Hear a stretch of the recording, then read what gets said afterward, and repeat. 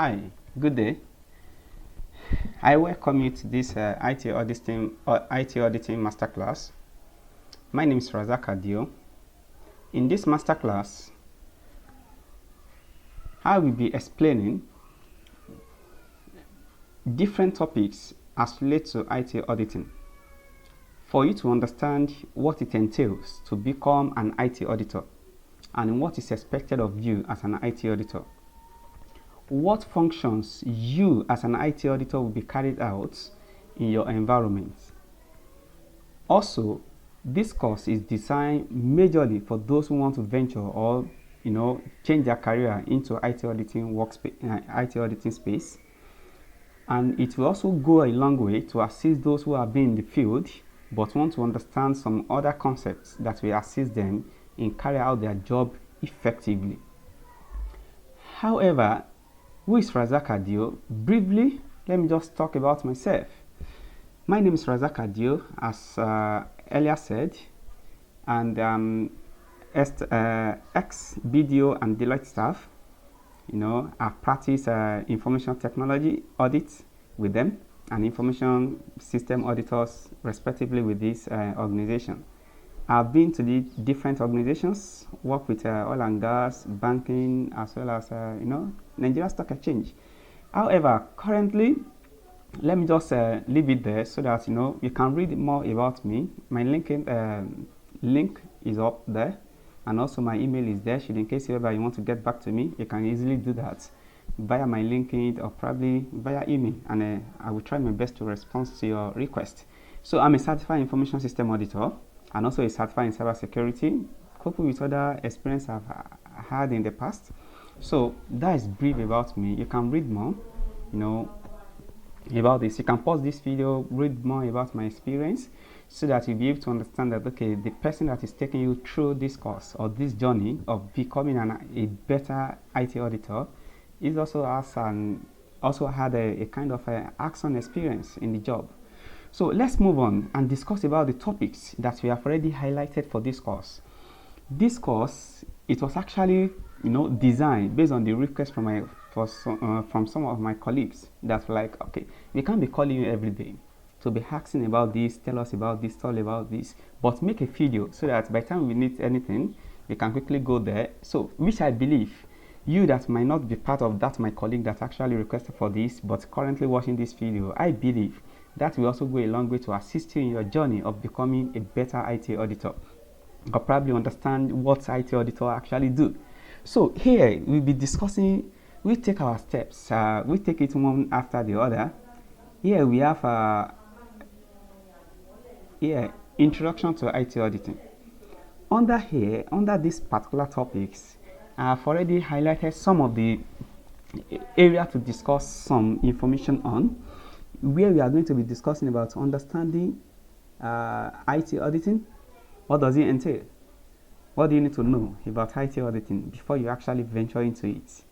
Then we are going to be also discussing about types of IT auditing, that is, which area, which functions, which IT operations can you audit as an IT auditor. Then we later move on to discussing about what will you do, what function will you be carried out as an IT auditor.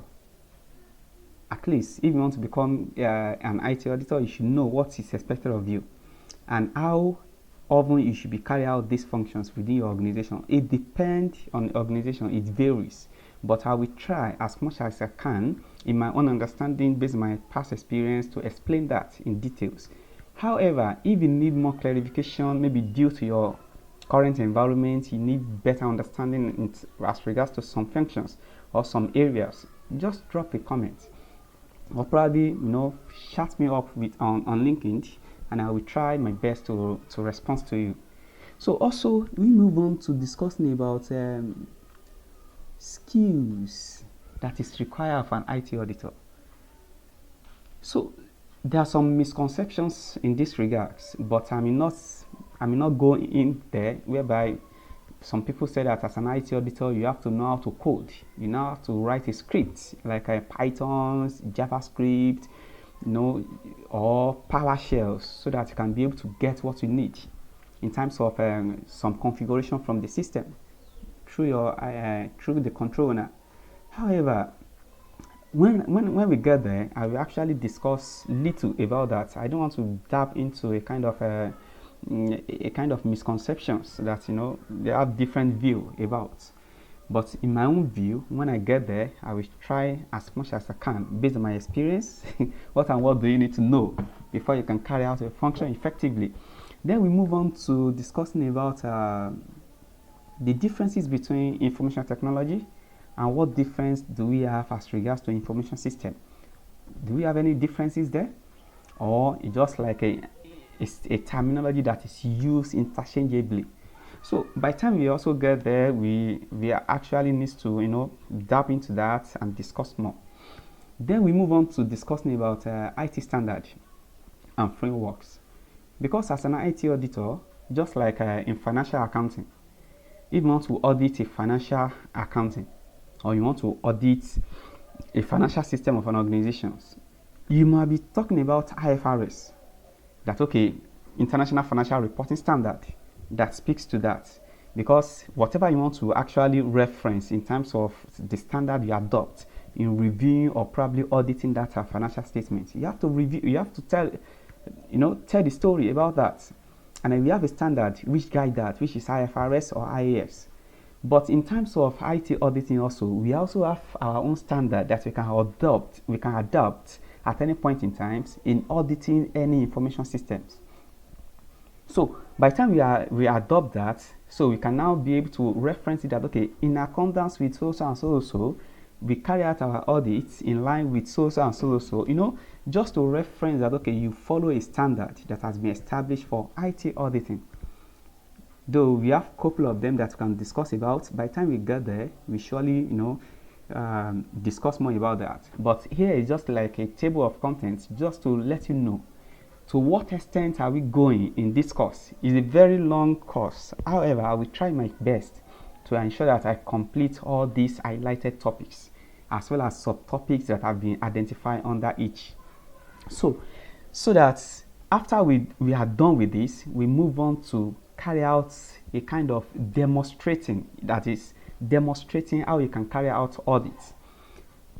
In that sense, I may not have all the resources, but I will try as much as I can for those, like talking about servers, database audit, if I will be able to install that on my system so that we practicalize it and demonstrate how you can go about that. In most cases, you as an auditor, you might not be given a direct access to all this infrastructure, underlying infrastructures, like the server, the database, or some applications for you to directly, carry out all this review directly. But knowing what you need to request, your audit request for any processes you are auditing, is very critical. And then know what you need to send to your audit client to provide, so that you can be able to use those audit evidences in reviewing the processes you have already identified. It's also very critical. So under this let me go back to this where we are. Under IT standard and frameworks, we are going to be focusing on IT standard and frameworks. We also look at the significant technology standard and frameworks that there's no way you must be able to carry out an audit that won't reference them. You use them as a reference point so that you can be able to, add more weight to your audit. And also we talk about importance. Here we're going to be talking about the importance of IT to your organizations. How important is an IT to your organization is very critical, because we have some organizations today whereby IT is not, it's not IT driven environment, and as a result, it might not be seen as very important to their environment. So we look at how important it is, and that importance, what risk does this IT introduce into your environment? So by the time we get there, we also talk about that. And also, we are going to be talking about the IT governance framework. We also look about the COSO framework. We also talk about IT governance structures. So what is IT governance? What does IT governance simply implies? So these are the topics we have already identified under IT standard and framework for us to discuss, so that you can be able to move on and understand them in details. Then we move on to discussing about developing an IT audit plan. Because before you can develop and before you can start carrying out an audit, you must, as an IT auditor or an auditing unit within an organization or audit department, develop your IT audit plan. So IT audit plan here, we are talking about what areas do you want to audit within your environment as related to information technology. So before you can come up in developing this plan, there are some steps you must have carried out or you must have followed before you can develop an effective or a risk-based audit plan for your IT environment. And one of them is risk assessment. Then we look about type of risk that is applicable to IT. Then we discuss them.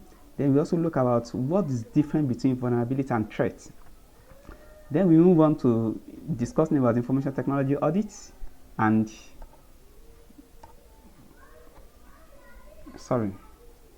we move on about discussing IT information technology audits, risk assessments, and then we also discuss about developing an IT plans. That's how we got there. That's okay. Yes, after we have already followed all these steps, we identify vulnerability applicable to an IT assets. Then we also discuss about the threats that is applicable to those vulnerability. And then we just discuss about the summary of all what we have discussed as regards to the processes you can follow to develop a risk-based IT audit plan. Then we now discuss about one critical topics that most of our IT auditors have a discussion with. They are missing the point. That is the point of general IT controls, GITC. In some instances, you can hear some people might be referring to it as ITGC, that is Information Technology General Controls. So these are the terminology used interchangeably. It also means the same thing. However, it can be GITC or ITGC. So just take note of that. And after that, we'll be discussing about the overview of IT general controls. That is general IT controls. What does it mean? And what does it entail? To what extent we can go to review this particular area. It's very critical for you to know and take note of it as well, because in most big four today, like Deloitte, KPMG, PwC, or EY, you have to have this experience as regards to IT general controls or general IT controls for you to be, to be employed. They will test your knowledge maybe during the interview or probably, during the interview process to get to know that, okay, you understand what IT general control is all about. And then you have to look at this particular aspect, which actually refers to why increase the focus on general IT controls. Why do we have that focus on general IT controls these days? Then we look at that. Is a focal point that you as an IT auditor need to know. In some environments, by the time you carry out all these audits, we are just, all this area we are discussing about. The controller, the IT guys in your environment might be having some kind of argument with you. It's what I've experienced in the past. That, okay, no, look at this, review this and ensure this is not a risk. You are talking about that, okay, one person is not being disabled, in a timely manner from the environment. How does that pose a risk out of 150 people that have resigned? Don't forget, a risk of probably exploitation doesn't need to be many. It's just one that will give them the access for them to control your environment. Then we move on to discuss about cybersecurity. Why cybersecurity is very important and how can we go about, dealing with that. So which framework are we going to be adopting? We have NIST. We have NIST. We have our ISO 27001. We have all these standard and frameworks that we can actually adopt. Then we look at, we move on to discuss about the IT risk and relationship to financial information. So let me just quickly dissect, digress here. Most organizations today, I'm talking about multinational organizations or a well-standard organizations, where governance is at the core. What it means is that for you to prepare your financial, you adopt maybe any of these ERP or financial or a different core financial application. We have different ERP that we all know. We have SAP. It's one of the core financial applications that can use. Mostly SAP is a ERP, Enterprise Resource Planning application. Then we also have D365, that is Microsoft Dynamics 365. We also have different applications that we can just mention, but by the time we get there, we talk about this application. However, as an IT auditor, you doesn't need to know how to use all these applications before you audit them. What you need to audit is what we are going to be discussing on this course. So you don't need to know how to post on this application before you can carry out your audit. You are not concerned about how to post about them, but you look about the configuration, as in security configuration review of all this application, and that's why the knowledge of understanding how to go about this is very critical, and it's part of what we are going to be discussing on this course. And again, we move on to what are the benefits that we can actually enjoy, as regards to GITC. Then we also, we just discuss about the summary of GITCs. Then we move on to access to program and data. Hey, so for me, here is one of the area that, as an IT auditor, we have to, focus more on. Unauthorized access to your data or to your program, it creates a weak link for exploitation to happen. And for you to be, up to the task, you have to understand how to review access control. So access control, we are actually referring to, here we are talking about IT risk relevant to IT security. So we also look at overall management of IT security. We look about application security, data security. We look about operating system security. That is when we are talking about OS now. We have, we have Linux. We also have Windows. Here we also have Unix, though Unix is no more common, but Unix and Linux, they have, they are very close related in terms of operating system. Even their review is closely related. The only difference is here is that the different flavors of Linux and Unix that we have might go a long way to apply different, scripting in obtaining your security configuration for you to carry out your audit. Then we also going to be talking about network perimeter at the network security per se, where we are going to be talking about different layers. That is OSI layer. This is a layer that actually explains what you need to know, how network flows directly from data links, to the application layer, which is this 7th layer. Also, we talk about physical security. Some people might be thinking that, okay, why do we need physical security in an organization in order to, to serve as a kind of controls, like access controls, to prevent, unauthorized access, or probably, gaining unauthorized entry into a very critical area within the organization. It's very critical. By the time we get there, we dwell more about physical control or physical security in details. Then we're also going to be talking about security controls. What are those controls that you have to put in place to prevent unauthorized access or breaches of data or access into your environment? And thereafter, we look about developing a testing procedure, that is auditing test procedures for user access. How can you do that? We just try to demonstrate. By the time we demonstrate that, you will be able to, have a better understanding, so that by the time you are carrying out your review subsequently on different applications that you don't even know about, you'll be able to know how to design and carry out, your testing procedure. Testing procedure, developing it prior to audit is very critical, and it will ensure that you are not missing out on some critical points when you are doing the field work. From your planning to the field work to the to drafting of the reports and then reporting stage and a follow-up is very critical steps that you have to understand. Then later we talk about computer operation. In some organizations or in some area we can call it IT operations. So what does this actually mean, and how important is IT operation to your organization? So let me just quickly brief about these IT operations. IT operations today, we discuss more about IT operation because your IT department carry out different activities on daily basis, and the activities they carry out is operation on its own. However, there will have been an established or a design protocol or procedures for them to carry out any activities they do within the organization.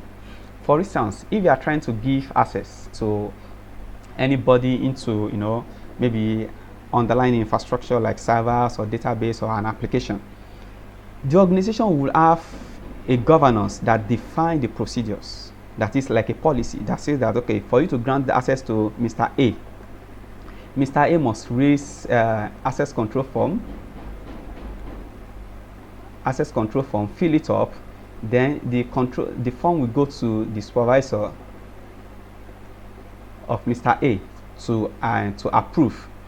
Before Mr. A will now send the form to the IT department for them to carry out that review. So for them to implement the requested access. And before that, though this might be a form, I'm just using this to explain that, or it might be a process like using of Jira. Jira, an application whereby you raise the request, it flows to your supervisors to approve, and then once you get your supervisors approve, it flows directly to maybe your information security team for them to also see that, okay, what you are requesting for is actually aligned with your job function. Then it flows to maybe someone in IT departments, maybe the head of the IT department to approve. Then it flows to the person that is going to implement this requires access control. So these that I just explained, they are just parts, they are just the process as regards to IT operations within your organization. But in a case where maybe someone requested access within IT, maybe one of the IT guy that just joined, just got the access, without following this process. So in that case, there's an infraction already, and that infraction might cause the organization because they assign access to themselves without following the due process for them to get the approval before that access will be created or granted to the person requesting it. So these are just explanation as regards to what is known as operations within an IT operations within your environment. So we'll be looking at computer operations, a risk-based approach that can be applied. Then we also look at the operations activities relevant to the audit, and we are going to be looking at change management or program changes. So this is very critical. For instance, now in your environment, or let's say on let's use a server, for instance, Windows Server, for instance.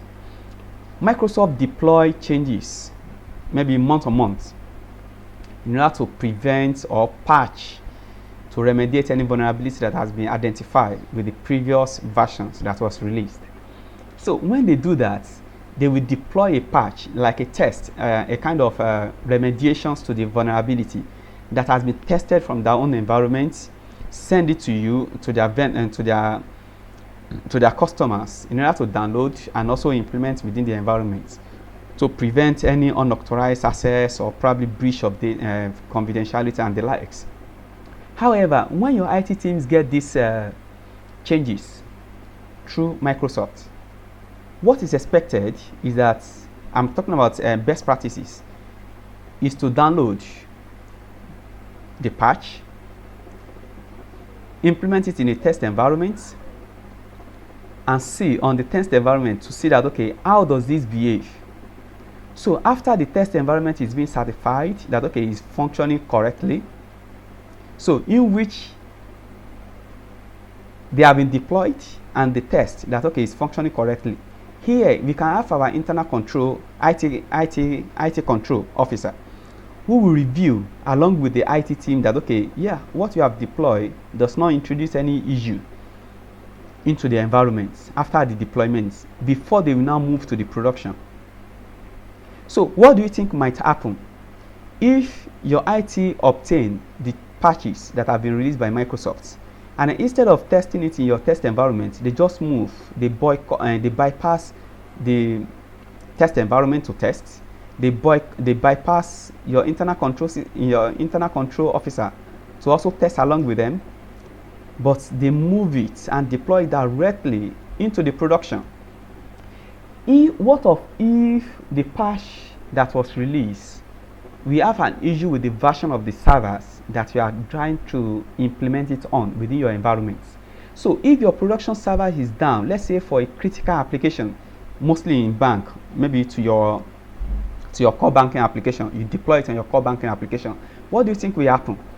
Your customer will not have access to their money for the period in which these servers or the system will be down, and as a result is an issue.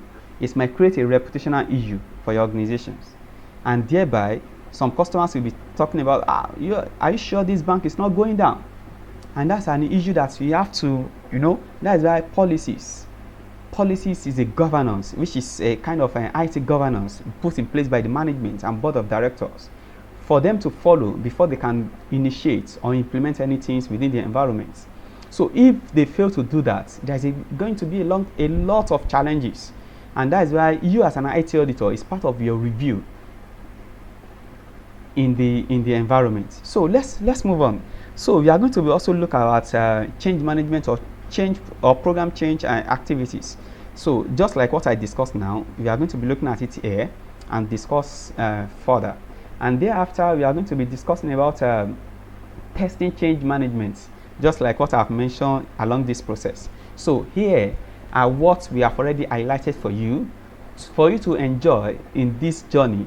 And by God's grace, I, Razak Adio, I'll be steering this journey with you.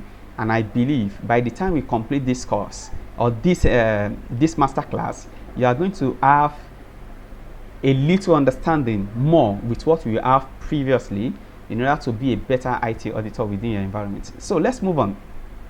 Today, we just take it as an overview of what IT audit actually entails. So IT audit is the process of examining, right? We say is a process of examining and also evaluating an organization's information technology infrastructure. Can you see? So you examine the information technology, also evaluate it based on what we have already discussed. When you are trying to evaluate this, you benchmark it with the policies, procedures, and operations that has been highlighted in your environment. Please take note. In your organization, there will be policies, procedures, and operations that your management, board of directors have identified. Identified means that they have already developed it and put it in place that if you want to take any actions as regards to information technology, this and what must be done. You have to follow this process, you have to follow this policy, you have to adopt these operation processes. So you as an auditor, examining or probably evaluating your infrastructure, your technology infrastructure, you have to benchmark it with your policies. However, in a case whereby there's no policy existing within your organizations, you have to benchmark your review against the best practices by adopting different standards. So the standard we are still going to be discussing about. So sometimes we have ISO 27001, which is our 2022 version that can adopt to review, which is information ISMS, Information Security Management System. And there also, we also have our NIST that can also adopt, because NIST also have their own procedures as regards to information technology, information security per se. And then we also have COSO. COSO is mostly talking about the internal controls as regards to IT governance within your environment. Then we're also going to be looking at other standard and frameworks that you can adopt as in to benchmark the review on with, provided there is no any established policies or procedure in your organization. Let's now assume that there is a policy, there is a procedure, there is an operational, SOP, that is standard operating procedures that can follow, that is SOP, standard operating procedures that must be followed to carry out some things within the organization as relates to information technology. However, if that policies, procedures, or SOP does not align with standard, sometimes, okay, we also have CIS, which is also a standard that you can also adopt. So if all these things that we have just discussed are not actually readily does not align with your policy, maybe your policy does not align with them, maybe your policy is is contradicting them, so it's a thing we can do to benchmark in our review with the standard that we have already known, like the one we just mentioned, ISO, NIST, and the likes, and CIS. But take note, if your organization's management or board have identified that, okay, this risk, we have known this risk and we are ready to accept the risk, so you might still benchmark it based on what they have said. However, it is recommended that, okay, if it is doable, using the standard, they can adopt the standard within their environment. So let's move on. So IT auditing aims to ensure that IT systems are functioning correctly, properly, securely, and in alignment with organizational goals and objectives. So your organization has a goal, that is mission and vision statement that has been set by the management, and IT should be in alignment.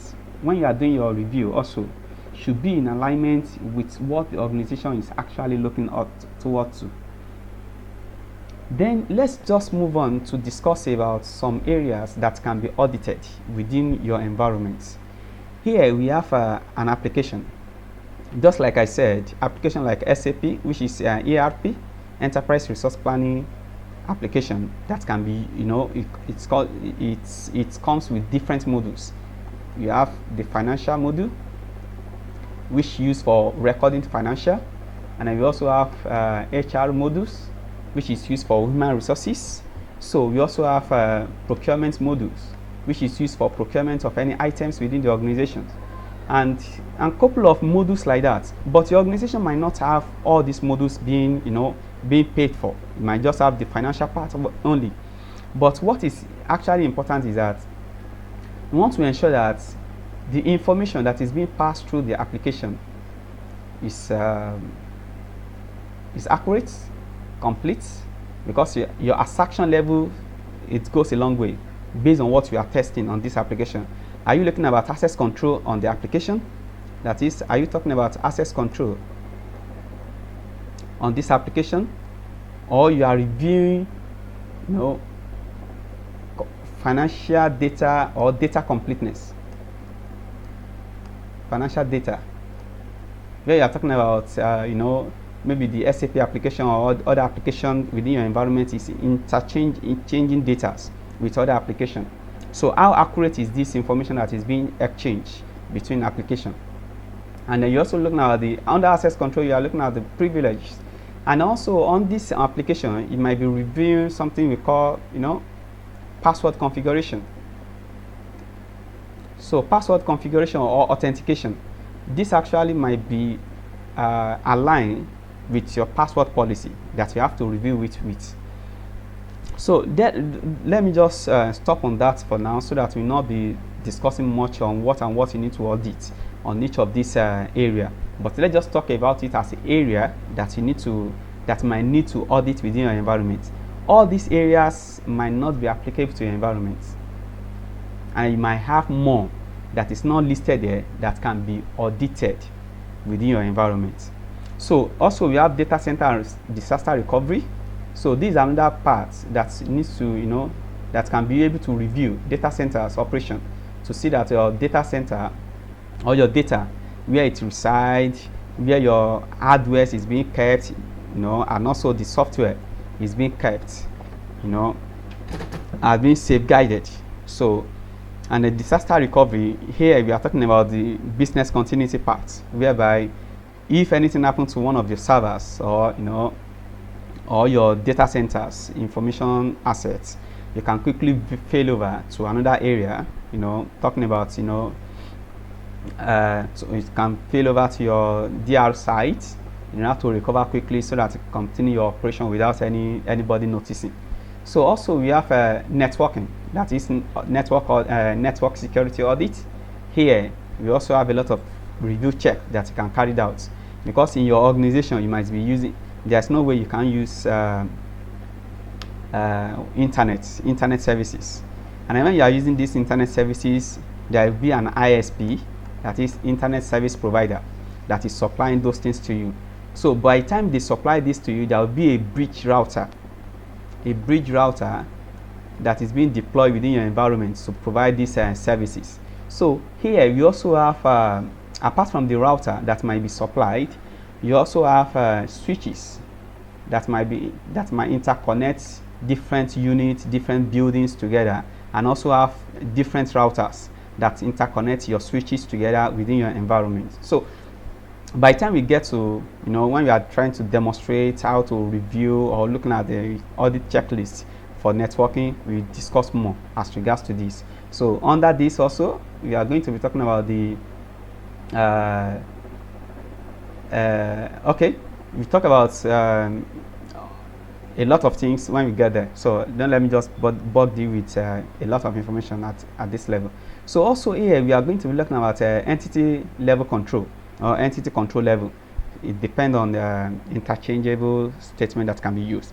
Here you are going to be looking about just like TPRM, third party risk management audit, whereby your organization interaction with third party, how do you share information, your SLA you manage with them, and how sure do you review the SLA for performance purposes, because in SLA there will be a lot of performance metrics that must be stated by the vendor, that okay, I will provide like 99% uplinks, but in the case where they fail to provide this, so what are those things that has been stated in your SLA that will have to be a penalty if they fail to provide this, because you have to pay them for the service they are rendering, maybe month on month or yearly, it depends on the agreement. So here we are going to be looking at all those controls. So who do you grant access to, who have access to your environment, what contract do you have with third party, even to what extent do you go deep as regards to third party risk management in terms of fourth party, that is who and who is also providing services to your third party vendor that is providing that same services to you. So you are weak as as your weak link, in the sense that if your third party is weak, they can easily be hacked. It means that unauthorized access, because in some instances you can grant the application they are deploying within your environment a privileged access. That privileged access can also be used to infiltrate within your environment. So that is why it's very key to also look into this area. Also, we also look at cybersecurity programs, and that's why we are talking about reviewing your cybersecurity environment. You can use ISO 27001, so to review that, which is our ISMS, Information Security Management System. So also NIST can also be deployed for that purpose, to review your cybersecurity programs. So how protected is your environment? Then also we say Windows servers, that is okay. Windows and Linux server, these are servers audit, whereby cybersecurity audit, whereby you can review access control, change management, and the likes within your servers. So just like as I mentioned earlier, we have Windows servers, we have Unix, and we also have Linux. These are the three most common servers that you are going to be interacting with as you go by with your IT auditing journey. Also, we also have web server, because in some organizations today we have websites, and that website will be hosted with web server. This might be internally or contracted to a third party, maybe a what is it called, a website hosting organizations like GoDaddy, Google, and the likes. So you also need to, these are the areas that can also review. So who and who have access to our environment, as in to our web servers, and what do we host in the web server. Just like when we are talking about web servers, someone is like, okay, what do we use our website for? Just to communicate some information. However, we have some websites today that are actually critical, like in banking, mobile banking. So you have your internet banking. So internet banking, you can't say that, okay, it's just like this, it's just like a normal website where we communicate information. It's very critical, which simply means that your clients or your customers are having access to their money using this platform. So how critical do you think it's going to be? Also, we also have a web application that we can also review. Then database and storage, just like what I've mentioned. Then we also talking about cloud computing. Under this cloud computing, we have our Azure, Microsoft Azure, which is now Entra. So now called Entra. We also have our Google Cloud. We also have Amazon, AWS. That is AWS is also a cloud whereby you can host a lot of infrastructure on it. So by the time we get to that level, we also look at some controls that we have to review as regards to AWS, Azure, and Google Cloud. So these are the three most common. We also have Alibaba, which is also common, but most organizations use either Azure, which is known as Entra, or AWS, as well as Google Cloud. Then we also move on to a virtualized environment. A virtualized environment, here is where you are going to be looking about hypervisor. So where a physical server is not readily available, but is being hosted on another hardware, and it's going to be in a virtualized environment. So what you need to look at on this area is also very critical, because when you have a virtualized environment and you as an IT auditor, you are not aware of, so how will you be able to review it for correctness and completeness, as in security purpose? So if you don't have access to them and you are not aware of them, so it's very difficult for you to actually to review. So when we get to this area, when we are looking about some checklists that you have to review, I think I have some virtualized environments that I can also display to show you how it's being how it's being handled. So let's move on. So here we are just going to be brief about what skills, as in what IT auditors do and what skills is required of you as an IT auditor. For you to be a successful IT auditor, you have to possess some of these skills, and that will go a long way to show that you are professionals in this review. IT auditors, just like what we said, IT auditors, they are professional who review. We also evaluate and ensure that quality and security of an organization's information technology systems and record changes are necessary to promote efficiency and security measures. So it's your own job functions to ensure that any infrastructure, that is your IT environment. Okay, when I talk about IT environments, we are referring to how robust your information technology department or your information technology area covers. So in this level, like how many servers do you have, how many applications are you using, and what are the criticality or priority levels of all those applications, and what risk are being those applications, servers, other infrastructure are exposed to. So this actually and many other more, when you get there, we'll be discussing how those things actually formulate your IT environments.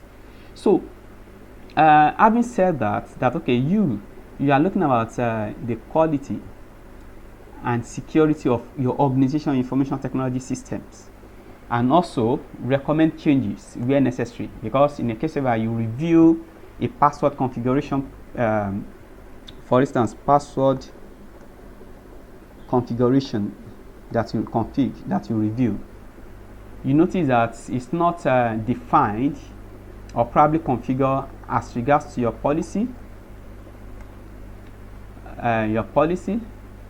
or it's not in line with best practices. You as an auditor, you look at these two the policies as well as the practices in best practices and recommend the best approach for them to reconfigure or to modify this so that it will further strengthen the security of the organization. That's your job as an IT auditor. So having said that, let's look at some skills that you as an IT auditor you need to possess. Okay, top of my list is this: IT security and infrastructure knowledge. What do I mean by this?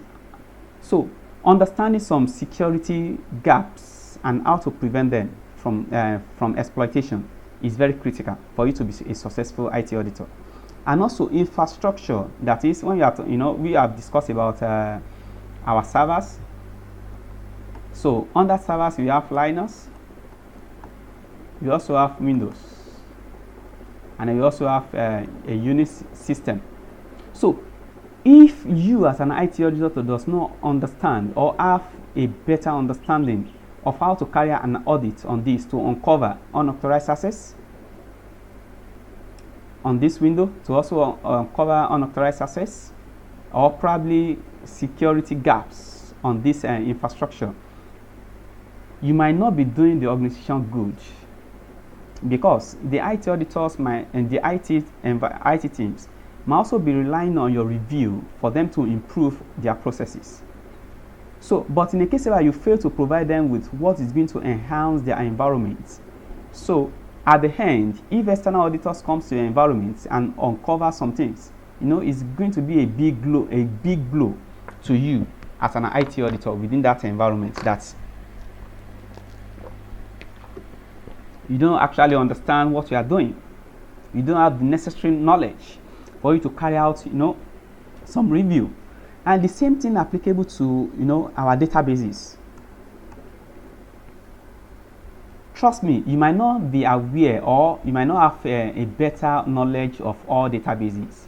We have MySQL, and then we have Microsoft SQL, the Microsoft SQL, MS SQL. So we also have an Oracle database. So we have Oracle database. We also have IBM Informix. Yeah, I think it is. Yeah, Informix. So, and many more. So this database, you have to have a knowledge on how to go about auditing them. However, in some instances, you may not have the script for you to pull the configuration to carry out your audit testing procedure. But what is very important is that what do you need to check on each of these databases. So if you know what to check, you can liaise as a meeting or carry out a walkthrough with the control owner, to show you those configuration that you need for you to carry out your test. So that is why I'm very particular about this, having this knowledge. Maybe as time goes by, when we go on this journey, I'll be introducing some platform to you, like Cisco platform, whereby they deploy free courses. Even you have a certificate at the end of it as regards to IT infrastructure, so that once you have that better understanding to carry out all this review, it will be easier for you to overcome. And again, the next one on my agenda or on the list is the risk assessment. For you as an auditor, you have to understand how to carry out a risk assessment of your environment, because the risk assessment you carried out will go a long way to dictate to what extent you have to carry out your audit within that environment, or on any infrastructure or any IT asset you are currently working on.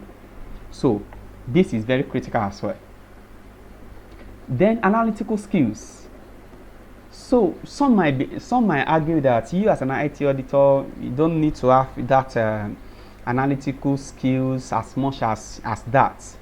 But for me, I would say that though I'm an accountant, but before I actually venture into IT auditing, so you might say that okay, I have prior knowledge of calculation and the likes. Yeah, I agree with you. But at the same time, you that want to venture and you want to be a better person, a better IT auditor, what I will advise is that you have to have these analytical skills. In some instances, just like when you are recomputing, we use recomputation to carry out some of our tests in some instances. Like when you are working with, we are working in a bank, and you want to actually carry out that, okay, system is computing loan interest on loan accurately. So what do you need to do? You have to perform a recomputation manually outside the system for selected samples that you want to test, to ensure that what you have computed manually based on the parameter you have already adopted and the parameter imputed into the system, what you computed is accurate and complete with what system is computing and dropping. Because to your revenue, this line, which is interest rate and interest element, is part of your revenue lines. So you have to ensure that what your system is computing, that okay, this is the revenue you have already generated for this period or for this year, it must be accurate. And that is why it's very critical for you as an IT auditor to have this knowledge. When you are doing your computation, you adopt this knowledge. Though some will say that okay, we have ACL, that once you understand the script you can write in ACL, it can actually do some computation for you. But in this instance I just mentioned, recomputing the interest rates, that might not work as you want, because you have to do your testing and document it as well, mostly for external IT auditors. So please take this as very critical as well. Then written and verbal communication. As an IT auditor, you should be able to know how to communicate effectively with your audit clients. For them to understand what you need, what your requirement is all about, you have to communicate to them. Let them understand what you want. And if you can't do that, there will be a kind of confusion, because when you are requesting for A and your client thoughts or think that what you are requesting for is B, and at the end you have miscommunication, and that miscommunication might lead to audit error. So this is very critical. And then when you are writing your reports, you have to write it in a plain English language. So I don't know, it depends on in your country and the language you are using to write your reports. But what I'm actually saying is that written and verbal communication is very critical, and you have to have that skills as an IT auditor. Interpersonal relationship. As an IT auditor, you interact with a lot of people along your job. You meet with different control owners, you meet with different IT teams. In fact, you interact with project management, you interact with customer support and the likes. So you should be able to build a rapport with your clients. Even you want to pick exceptions against them, right? But that doesn't mean that you have to be funny or face or probably talk to them rudely. No, you have to create that rapport for them to give you what you want, and also to be able to carry out your testing procedures effectively. And the last on my list, and this you might be seeing it as last on the list, that okay, it's not that critical. It is. What it means is that your continuous education, that is learning more about the new trend, is very critical. As an IT auditor, you have to learn more about new trend, because IT is evolving. It changes every day. So what is relevant yesterday might not be relevant today. And then you as an IT auditor, for you to carry out auditing effectively in that environment, in that space, that is IT information system, you have to understand the new trend. Understand that new trend, trust me, is the path to growth for you. So don't mistake that okay, once you have been doing this, you have audited system, you have audited application, you have audited network, you are good to go. That relevant skills that you applied to do that audit yesterday might not be relevant today. I'm not talking about today. I'm talking about years. What you have done like 2-3 years ago might not be relevant this year. So you have to upskill yourself, understand more, and follow the trend. By the time you do so, trust me, you'll be a better IT auditor. So let's move on.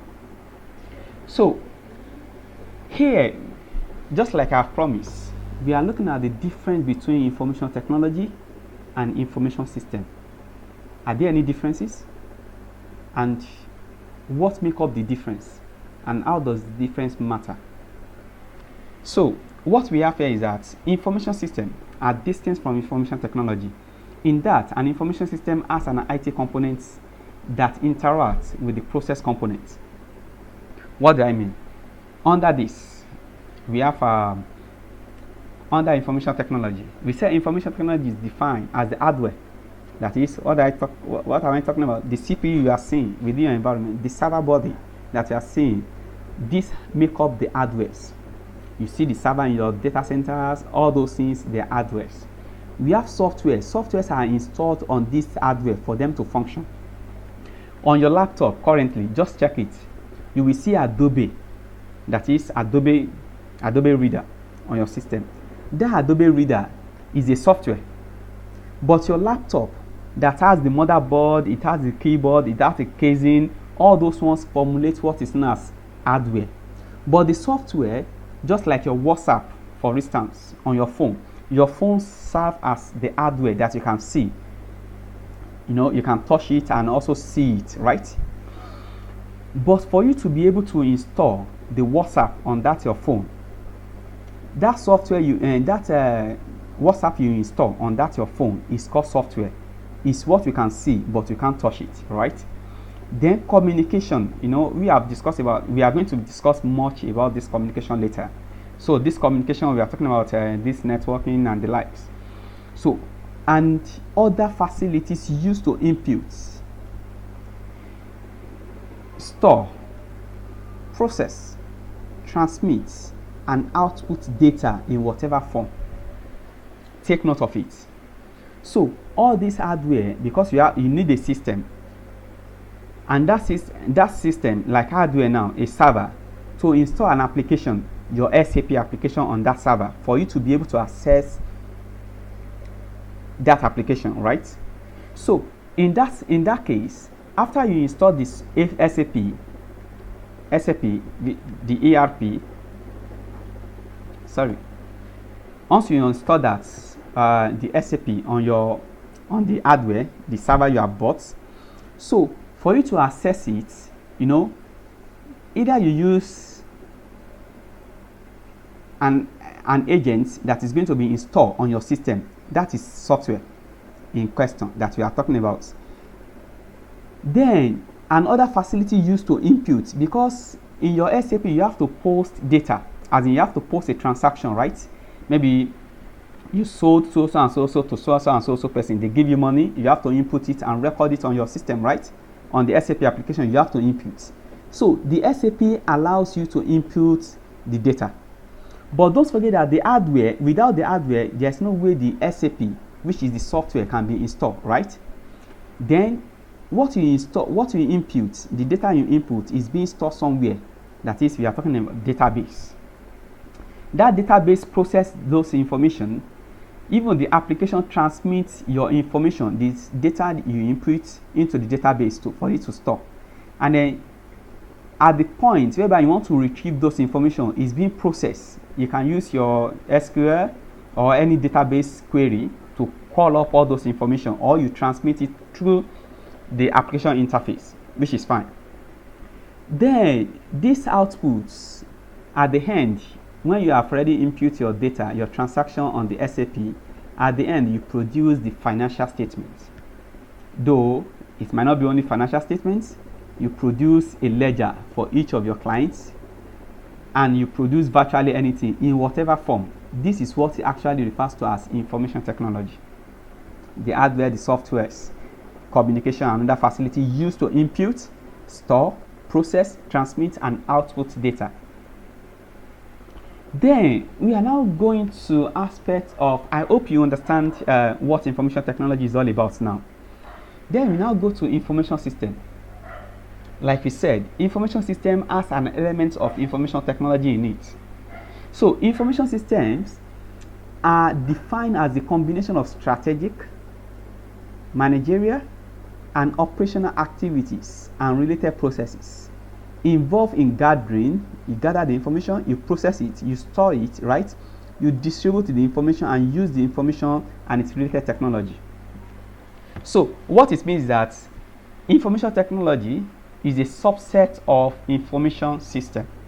And that is why some organization will call you, they will not call you information technology auditor.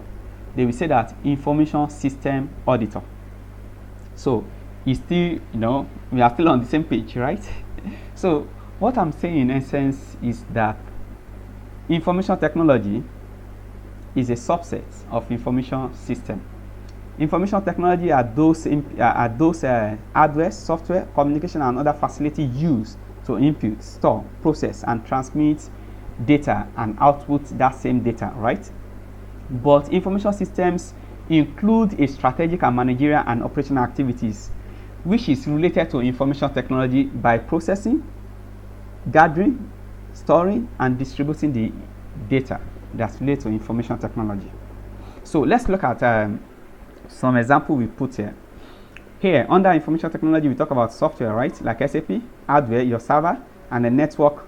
Network can be your router, the physical router you are seeing, or your edge router, your switches that you are seeing.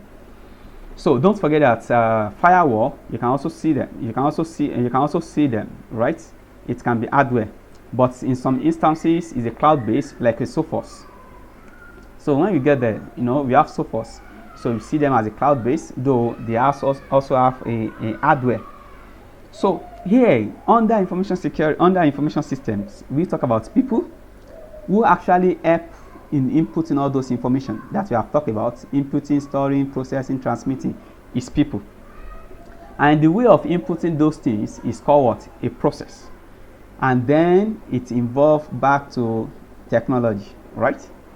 Then we say that is a subset of information system, right? And the information system covers set of information as a whole. It covers information as a whole, not parts. But information technology is covering parts of this. Then we also say that it is the study, the design, implementation, support, or management of data within information system. Because in your environment, the database or software or server has to be designed in terms of configuration. Then implementation also go with the configuration and deployment. Then support, if there's any challenges, support and management. Your IT team comes in and try to remediate any complaints that is coming from different angle.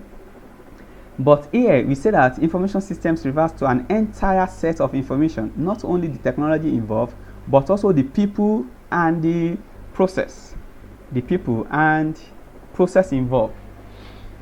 I hope with this, we'll be able to understand what information technology is all about and what information systems is all about. Information technology is also only referring to the hardware and the softwares for inputting data. But information systems encompass the people and the process for inputting those data. I hope with this we'll be able to we are able to understand what information technology is all about and what information system is all about. So this is where we are going to be stopping today, and in our next lecture we are going to be discussing about IT standard and the framework. Thank you very much. Once again, my name is Razak Adio, and I will be seeing you in our next lecture. Thank you. Bye.